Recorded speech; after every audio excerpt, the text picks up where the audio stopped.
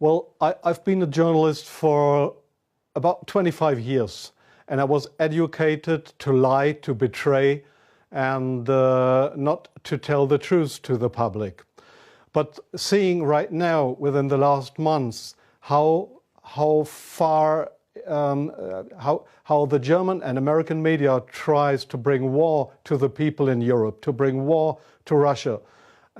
This is a point of no return, and I'm going to stand up and say it is not right what I have done in the past to manipulate people, to make propaganda against Russia, and it is not right what my colleagues do and have done in the past, because they are bribed to betray the people, not only in Germany, all over Europe. The reason writing this book was that I am very fearful of a new war in Europe, and I don't like to have this situation again, because war is never coming from itself. There is always people behind it to push for war.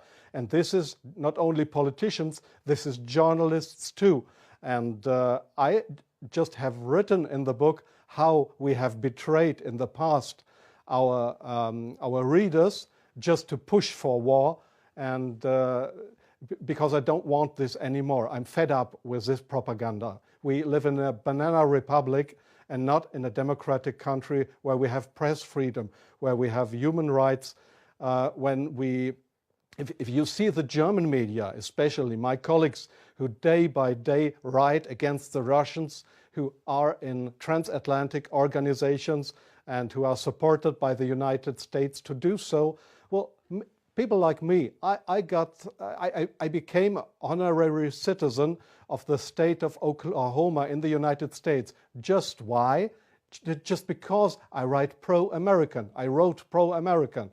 I was supported by the Central Intelligence Agency, by the CIA. Why? Because I should be pro-American. I'm fed up with it. I don't want to do it anymore.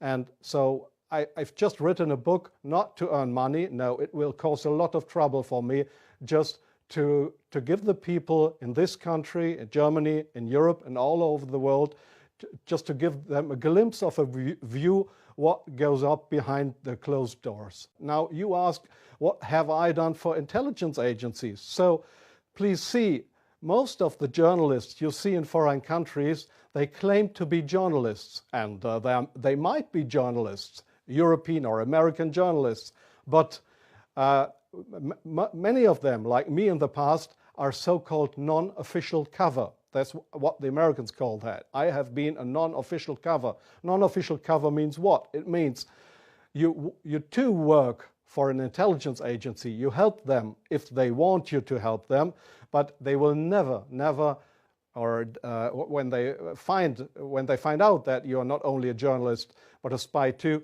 they will never say, "Oh, this was one of our guys." They will not know you. That means non-official cover.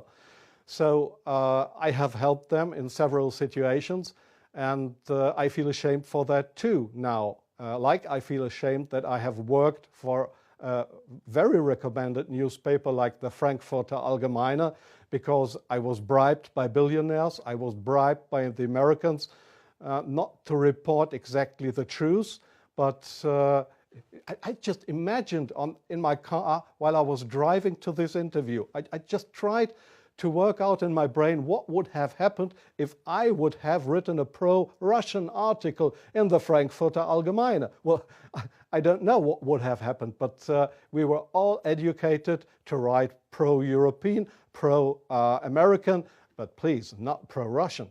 So I'm very sorry for that, but this is not what I understand for democracy and for press freedom. I'm very sorry for that. I'm sorry in interrupting you. I'll give you one example. Sometimes the intelligence agencies, they come to your office and want you to write an article. I give you an example not from strange other journalists, from me myself. I've just forgotten the year.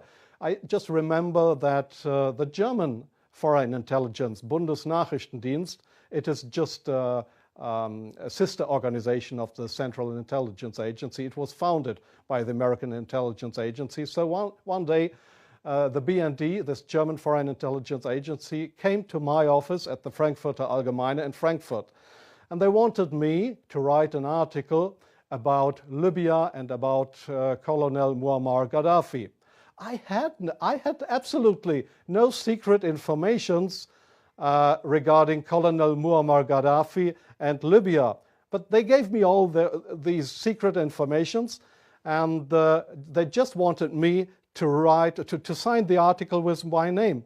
I did that, but it was an article that was published in the Frankfurter Allgemeine that originally came from the Bundesnachrichtendienst, from the German Foreign Intelligence Agency. So do you really think that this is journalism, intelligence agencies writing articles? Oh yes, that article, I have reprinted it partly in my book. That article was how Libya and Colonel Muammar Gaddafi, how he secretly tried to build a poison gas factory, I think in Rabta was the name, yeah. And I got all those information. It was a story that was printed worldwide 2 days later. But I had no information on that. It was the intelligence agency that wanted me to write this article. So, but this is not the way journalism should work, that intelligence agencies, that they decide what is printed and what not. If I say no, I give you an example from a very good example if you say no. Well, we have a rescue unit in Germany with helicopters for traffic accidents. It's called, they call themselves the Yellow Angels. There was one guy who didn't want to cooperate. He was a pilot of the helicopter service of the Yellow Angels in Germany. This guy said no to the Foreign Intelligence Service, Bundesnachrichtendienst, when they approached him and wanted him as a non-official cover to work for the German Foreign Intelligence Agency, under, just to pretend to be somebody from the Yellow Angels. So what happened was that he lost his job. And the court in Germany, the judge decided that they were right, because such a guy could not be trusted. He was kicked off his job because he didn't cooperate with the Foreign Intelligence Service. So I knew what would happen if I would not cooperate with intelligence services. Well, I have had, let me say, 6 times my house was house searched because I was accused by the public prosecutor, the German public prosecutor. I was accused of leaking secrets of states. 6 times house searched. Well, they hoped that I wouldn't do that ever again. But I think it's worse that the truth will come out one day. The truth won't die. And I don't mind what will happen. I've had 3 heart attacks. I have no children. So if they want to bring me to court or to prison, so it's worse for the truth.